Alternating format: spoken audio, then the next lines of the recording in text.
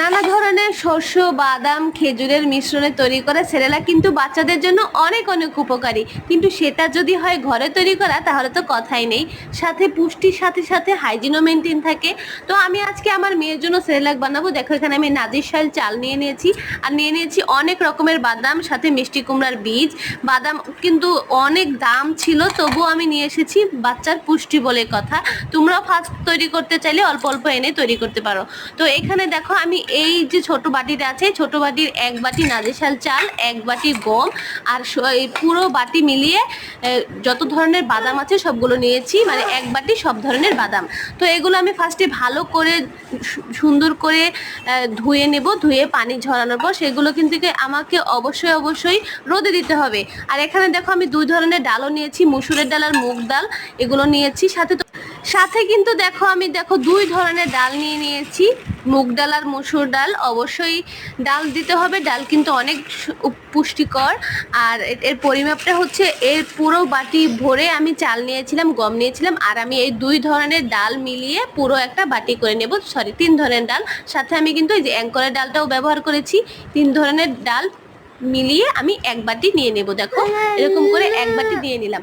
এগুলো কিন্তু এখন আমাকে ভালো করে ঘষে ঘষে দেখো একসাথে আমি মিশিয়ে নিচ্ছি। এটাকে ভালো করে মিশিয়ে তারপর আমি এটাকে দেখো ধুয়ে রোদ্রে শুকিয়ে দিয়েছি। এখানে দেখো আমি খেজুরও নিয়েছি। এখানে মিষ্টি হওয়ার জন্য আলাদা কোনো চিনি ব্যবহার করব না। আমার মেয়ের বয়স 1 বছর, এখন আমি দেওয়ার চেষ্টা করছি, আগে কখনো দেইনি। তো দেখো ভয়েস দিতে এসো, আমার কোনো শান্তি নেই, আমার মেয়ে ভ্যা ভ্যা ভ্যা করতেছে। কি তুমি ভয়েস দিবা? দেখতেই পাচ্ছ আমি খেজুরগুলো যেরকম সাইজের প্রায় 10 থেকে 12টা খেজুর দিয়েছি।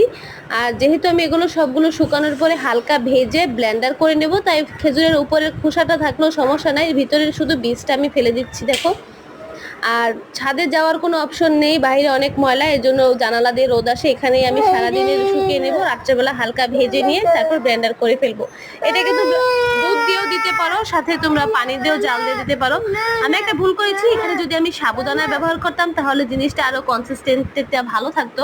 তো এটা আমার প্রথমবার ছিল। আমার মেয়ে প্রথম তেমন একটা পছন্দ করেনি, এখন একটু একটু খায়, কিন্তু আমার ছেলে সেই লেভেলের পছন্দ করেছে। আমার ছেলের বয়স 4 বছর, সাথে আমিও একটু একটু খেয়ে দেখি।